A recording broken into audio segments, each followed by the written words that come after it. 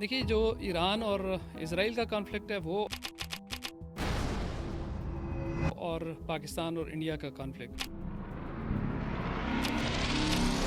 इसमें कुछ चीज़ें सिमिलर भी हैं लेकिन बहुत सारी चीज़ें एक दूसरे से मुख्तलिफ भी हैं। ये दुरुस्त है कि पाकिस्तान और इंडिया के दरमियान जो कॉन्फ्लिक्ट था, वहाँ भारत ने पाकिस्तान में मजहबी मकामात को ख़ास तौर पे निशाना बनाया था, मसाजिद को बिलखुसूस उन्होंने निशाना बनाया और हर जगह पे। लेकिन उसके जवाब में पाकिस्तान ने मज़हब की बुनियाद पर कोई स्ट्राइक्स नहीं की, बल्कि पाकिस्तान ने जितनी स्ट्राइक्स की वो वहाँ के मिलिट्री टारगेट्स पे की। और अगर हम इसराइल और कॉन्फ्लिक्ट देखते हैं ईरान का, तो उसकी बहुत सारी जहतें हैं। अब उसमें जो बुनियादी चीज़ जो सामने आई वो ये था कि इसराइल ने कहा कि हमें ईरान का जो एटमी प्रोग्राम है वो काबिल कबूल नहीं है, और ईरान जो है ना वो एटमी प्रोग्राम इस सतह पे लेके जाना चाहता है जहां वो एटम बम बनाएगा। जबकि ईरान एटम बम तो नहीं बना रहा था, लेकिन बहरहाल वो नेतन्याहू 2012 से ये कहता चला आ रहा है, और पहले उसने अमेरिका को घसीटा इराक की जंग में, फिर जो है ना इस जंग में भी जो है वो अमेरिका को भी घसीट के ले आया। तो वहाँ पे जो बुनियादी चीज़ थी वो ऑब्जेक्टिव जो थे इसराइल के दो थे। एक था वहाँ पे रजीम चेंज उन्होंने कहा, और दूसरा उन्होंने कहा वहाँ का एटमी प्रोग्राम, खास तौर पे उन्होंने कहा जी हम वो एटमी तनसीबात को निशाना बनाते हैं। फिर उसके साथ साथ वहाँ पे उनकी मिलिट्री तनसीबात को भी उन्होंने निशाना बनाया। जवाब में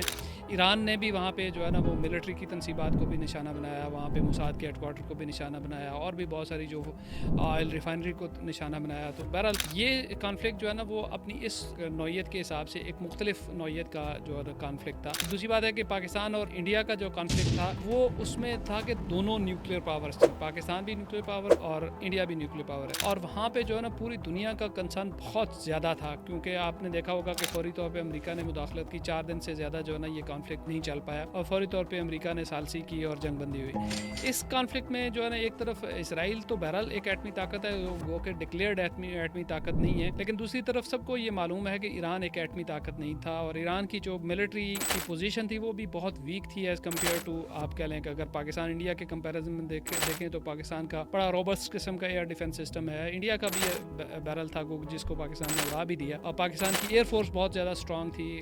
ईरान की बदकिस्मती से एयरफोर्स पे वो इन्वेस्टमेंट नहीं हो सकी जो कि उनको हिस्टोरिकली करनी चाहिए थी। उनका ज़्यादा स्ट्रेटेजिक हवाले से जो उनका फोकस रहा ईरान का, वो अपनी हवाई प्रॉक्सीज के ऊपर इन्वेस्टमेंट का रहा। वो अपने एयर डिफेंस सिस्टम को भी ना अच्छी तरह से इक्विप कर सके, ना ही वो अपनी मिलिट्री को और अपने आप कह लें एयरफोर्स को जो मॉडर्नाइज कर सके। वो यकीनन उनके अपने भी आर्गूमेंट्स हैं कि हम सैंक्शंस ज़्यादा मुल्क थे तो कैसे ये करते, लेकिन यह है कि लोग फिर सवाल उठाते हैं कि आपके पास फिर पैसे कहाँ से आ रहे थे कि आप अपनी प्रॉक्सीज को तो इक्विप कर रहे थे, लेकिन आपने अपना जो डिफेंस का निज़ाम है उसके ऊपर खास तवज्जो नहीं दी। तो वो अब पैरिटी भी नहीं थी यहाँ। तो एक आप कह लें कि एक हमने पैरिटी कायम की इंडिया के साथ। हम उससे बहुत ज़्यादा 10 गुना छोटा मुल्क होने के बावजूद जो है ना हमने एक स्ट्रेटेजिक पैरिटी जो है ना कायम कर ली, टिट फॉर टैट, बल्कि नॉच अप हमने रिस्पांस दिया। जबकि ईरान के मामले में हमने देखा कि भी वो सूरत हाल जो है ना वो उस तरह से हमें होती हुई नज़र नहीं आई। तो काफ़ी सारे जो आप कह लें कि इसमें डिफरेंसेस हैं दोनों के। स्ट्रेटेजिक ऑब्जेक्टिव्स के हवाले से भी बहुत सारी चीज़ें हैं, और भी बहुत सारे मामलात हैं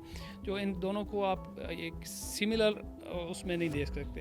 लेकिन एक और बड़ी दिलचस्प चीज़ ये है कि बहरहाल इसराइल दोनों चीज़ों पे मुलव्वस था। इसराइल के जो ड्रोन्स थे वो इंडिया ने यूज़ किए, और इसराइल के जो ड्रोन ऑपरेटर्स थे वो भी वहाँ उसमें इंडिया में मौजूद थे, कश्मीर में भी मौजूद थे, और वो भी इस पाकिस्तान के ख़िलाफ़ जंग में मौजूद थे। तो जब हमने ये मई में इंडिया की फेंटी लगाई तो उसमें वो फेंटी में इसराइल भी शामिल था, उसको भी काफ़ी सारी ज़ख्म पहुँची थी, और अब ईरान के ख़िलाफ़ भी इसराइल जो है ना वो मौजूद था। तो उस कॉन्टेक्स्ट में हम ये देखते हैं कि भी पाकिस्तान के लिए भी हमने माजी में देखा कि इसराइल हमारे एटमी प्रोग्राम के लिए एक ख़तरा रहा है। 80 की दहाई में वो कम से कम 2 दफ़ा उसने कोशिश की कि पाकिस्तान के एटमी प्रोग्राम पर हमला करे, लेकिन बहरहाल वो कर नहीं पाया, और अभी भी हमें जो है ना वो आप कह लें कि एक ख़तरा इसराइल से हर वक्त मौजूद रहता है। देखिए, ये जो सीज़ फायर है ये बुनियादी तौर पर इसका फ़ायदा इसराइल को है, क्योंकि इसराइल ने कभी ये सोचा भी नहीं था कि उसका आयरन डोम नाकाम हो जाएगा, उसका एरो सिस्टम नाकाम हो जाएगा, उसकी पैट्रियट बैटरीज जो नाकाम हो जाएंगी, और इसराइल की कई जगहों पे बहुत मौसर जो है ना मिज़ाइलों के हमले ईरान की तरफ से हुए हैं, और वहाँ की जो पॉपुलेशन थी वो भागने की कोशिश कर रही थी,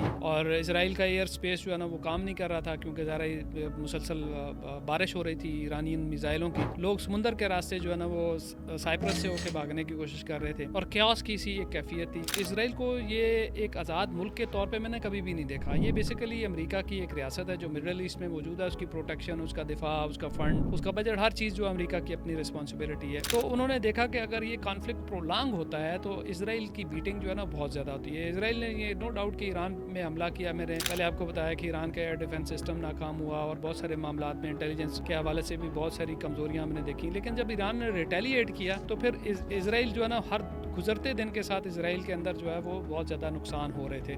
تو اب اس کو بچانے کے لیے میرا خیال ہے کہ یہ سیز فائر جو ہے امریکہ نے بروکر کی ہے. لیکن میں یہ سمجھتا ہوں کہ یہ جو یہ سیز فائر ہے یہ بڑی فریجائل رہے گی. اس کی وجہ یہ ہے کہ اسرائیل بیسیکلی جو ہے نا ایک وار مونگرنگ کنٹری ہے. اب دیکھ لیں کہ اسرائیل کے ارد گرد جتنے بھی عرب ملک ہیں, چاہے وہ لبنان ہے, چاہے وہ اردن ہے, چاہے وہ شام ہے, چاہے وہ مصر ہے, سب جو ہے نا وہ اسرائیل کے ساتھ امن سے رہنا چاہتے ہیں. لیکن اسرائیل کیا کر رہا ہے, اس نے ہر طرف جنگ چھیڑ رکھی ہے. ابھی ایران اور اسرائیل کے اس کانفلکٹ کے دوران بہت سارے لوگوں نے نوٹ ہی نہیں کیا کہ اسرائیل نے کتنے حملے جو ہے نا لبنان میں کیے ہیں ان دنوں میں, اور پھر غزہ میں روزانہ کی بنیاد پر جو ہے نا وہ وہاں پہ اسرائیلی دہشت گردی جو ہے وہ جاری ہے.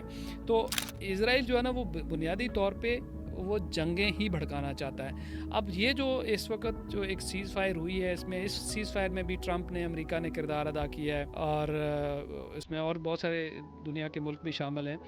لیکن یہ بیسیکلی میرا خیال ہے کہ یہ اسرائیل کے لیے ٹائم بائنگ کا ایک بہانہ ہے. اسرائیل پھر جو ہے نا وہ جنگ کی آگ بھڑکائے گا, کسی نہ کسی اور جگہ پہ بھڑکائے گا, کیونکہ اسرائیل کو اس بات کا معلوم ہو گیا ہے کہ B-2 جو طیارے تھے انہوں نے جو بم گرائے ہیں اس میں سے بھی ایران کے ایٹمی پروگرام کو وہ نقصان نہیں پہنچایا ہے جو وہ پہنچانا چاہ رہے تھے, اور وہ امریکہ اور اسرائیل وہ مفادات ایران میں حاصل کرنے میں ناکام رہے ہیں. اسٹریٹجک مفادات جو بھی تھے ان کے, وہ ایران میں وہ کامیاب نہیں ہوا. نہ تو رجیم چینج ہو سکی ہے, نہ ہی ایران کا جو ہے نا وہ ایٹمی پروگرام وہ مکمل طور پہ ختم ہو سکا ہے. دیکھیے میں اس کو اسکرپٹڈ جنگ نہیں سمجھتا ہوں کہ دونوں نے ایک دوسرے کے ساتھ جو ہے نا وہ مل ملا کے کوئی بات کی ہو, ایسی بات نہیں ہے.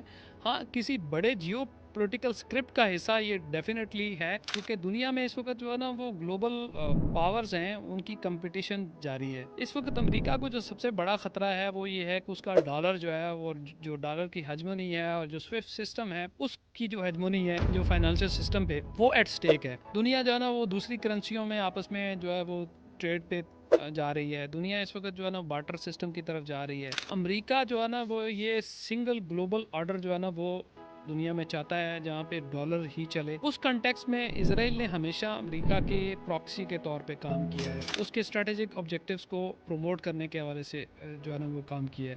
تو اس کنٹیکس میں یہ ایک اسکرپٹ ہے جس کے پیچھے ایک بڑی گیم ہے, اور بڑی گیم کا مقصد کیا ہے, چین کا, روس کا, برکس کا, SCO کے, ان کے انفلوئنسز کو کم کیا جائے. اب آپ دیکھیں انڈیا اور پاکستان کے درمیان اگر جنگ ہوتی ہے تو ثالثی کون کراتا ہے, امریکہ. چین اور روس بڑے ملک ہونے کے باوجود وہ اس پوزیشن میں نہیں تھے کہ بھی دونوں میں جنگ بندی کرا سکے. اس کے ساتھ ساتھ ہم دیکھتے ہیں کہ اسرائیل اور ایران کے کانفلکٹ میں امریکہ پھر جو ہے نا وہ ایک خطے کے بلکہ دنیا کے چودھری کے طور پہ سامنے آتا ہے. تو اس وقت جو ہے نا امریکہ کو اپنی ایک اتھارٹی ری اسٹیبلش کرنے کی ضرورت تھی, جو شاید یوکرین کے کانفلکٹ میں کسی نہ کسی طریقے سے ڈیمیج ہو رہی تھی. تو یہ ایک اس کانٹیکس میں ایک بڑے اسکرپٹ کا حصہ ہے جس میں آپ کہہ لیں کہ دنیا میں دوبارہ مڑ کے امریکن ہیجمونی جو ہے وہ اسٹیبلش کی گئی ہے. اور لیکن میں سمجھتا ہوں کہ یہ پھر بھی فریجائل ہی رہے گی, زیادہ دیر تک یہ کام نہیں چلے گا. ایران نے قطر کا انتخاب کیوں کیا؟ ایران چاہتا تو وہ اپنے ساتھ جڑے, عراق میں بھی امریکی اڈے تو وہاں پہ بھی موجود تھے, وہاں پہ بھی حملہ کر سکتا تھا, لیکن خاص طور پہ قطر پہ حملہ کیوں کیا؟ وجہ یہ ہے کہ وہ اپنی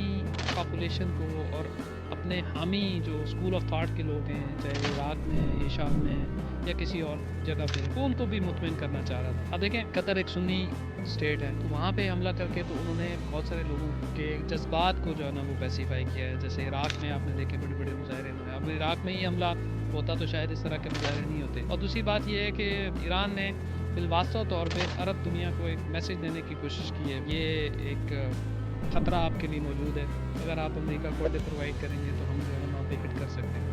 لیکن میرا خیال ہے کہ یہ ایک اچھی چوائس نہیں تھی. اس کی وجہ یہ ہے کہ اس سارے کانفلکٹ میں بہت ساری مسٹرسٹ کے باوجود عرب ریاستوں نے ڈپلومیٹکلی ایران کا ساتھ دیا, اسرائیلی حملوں کی مذمت کی اور ایران کے ساتھ ڈپلومیٹکلی کھڑے رہے. ایران کو میرا نہیں خیال کہ کسی بھی عرب ملک میں حملہ کرنا چاہیے تھا. امریکہ کے اڈے جو ہے نا وہ سمندر میں بھی موجود تھے, امریکی بیریکیڈیں بھی موجود تھے, وہاں پہ بھی اسٹرائک کی جا سکتی تھی. آپ اسرائیل میں کوئی اور اسٹرائکس کر دیتے, اسرائیل میں بھی امریکی فوجی موجود ہے, وہاں پہ کر دیتے. تو میرا خیال ہے کہ یہ ایک اسٹریٹجیکلی ایک اچھا پیغام ایران نے نہیں دیا. اس کے مستقبل میں بہرحال نقصانات ہوں گے اور اس کو اچھی نظر سے عرب دنیا نے نہیں دیکھا ہے۔ دیکھیے ایک چیز ذہن میں رکھیں کہ ایران نے غزہ کے لوگوں کے لیے اسرائیل پر کوئی حملہ نہیں کیا ہے، اور یہ بڑی امپورٹنٹ چیز ہے کہ بہت سارے لوگ یہ دیکھتے ہیں کہ ایران نے شاید غزہ کے لوگوں کی حمایت میں کوئی حملہ کیا ہو۔ ایک سنگل میزائل بھی ایران نے غزہ کے لوگوں کی خاطر فائر نہیں کیا۔ غزہ میں کچھ 60,000 کے قریب اس فلسطینی جو ہے نا وہ شہید ہو چکے ہوئے ہیں، لیکن اگر ایران نے اسرائیل پہ حملہ کیا تو سب سے پہلے اس وقت جس وقت دمشق میں ایرانین کونسلیٹ پہ حملہ ہوا تھا، تو اس کے جواب میں جو ہے وہ اس نے میزائل ضرور فائر کیے تھے، لیکن فلسطینیوں کے لیے نہیں کیے تھے، ٹھیک ہے، اپنے مفادات کے لیے کیے، اپنے ملک کی پروٹیکشن کے لیے کیے، یا ابھی جب دوبارہ کیے ہیں تو جب ایران پر اسرائیل نے حملہ کیا تو اس کے جواب میں ایران نے کیے۔ تو یہ ایک معاملہ ہے، اگر ایران جس وقت اسرائیل نے غزہ میں جنگ چھیڑی تھی اس وقت اگر ایران یہ کام کر لیتا تو شاید صورتحال مختلف ہوتی، نہ وہاں پہ اتنی شہادتیں ہوتی اور نہ ہی شاید ایران کو وہ سیٹ بیکس ملتے جو پے در پے، پھر حزب اللہ وہاں سے لبنان سے اس کا صفایا ہوا، شام سے صفایا ہوا، ایران کی جو پراکسیز تھیں وہ رفتہ رفتہ جو ہے نا بہت زیادہ ویک ہو گئی، ان کے اپنا انٹرنل سسٹم بہت بری طرح سے ویک ہوا۔ تو یہ ایک میرا خیال ہے کہ یہ اس طرح عذر بھی نہیں دے سکتے کہ یہ غزہ اس کی وجہ۔ دوسری بات یہ ہے کہ غزہ پیچھے چلا گیا وقتی طور پہ، ظاہر ہے روزانہ کی بنیاد پہ وہاں پہ اسرائیل قتل عام کر رہا ہے، وہاں پہ جو ریلیف کیمپس ہیں وہاں پہ لوگوں کو شہید کیا جا رہا ہے، اسپتالوں کو نشانہ بنایا جا رہا ہے، ابھی بھی جو ہے نا وہاں پہ ایک قحط کی سی کیفیت ہے، لیکن دنیا کی توجہ ادھر ہو گئی بھی ہے۔ ابھی یہ اچھی بات ہے کہ سیز فائر ہوئی ہے تو توجہ شاید پھر مڑ کے غزہ کی طرف ہوگی۔ اصل میں تو یہ دنیا میں جو اس وقت سب سے بڑا ظلم ہو رہا ہے وہ تو غزہ میں ہو رہا ہے، اور غزہ کے لوگوں کو توجہ کی ضرورت ہے۔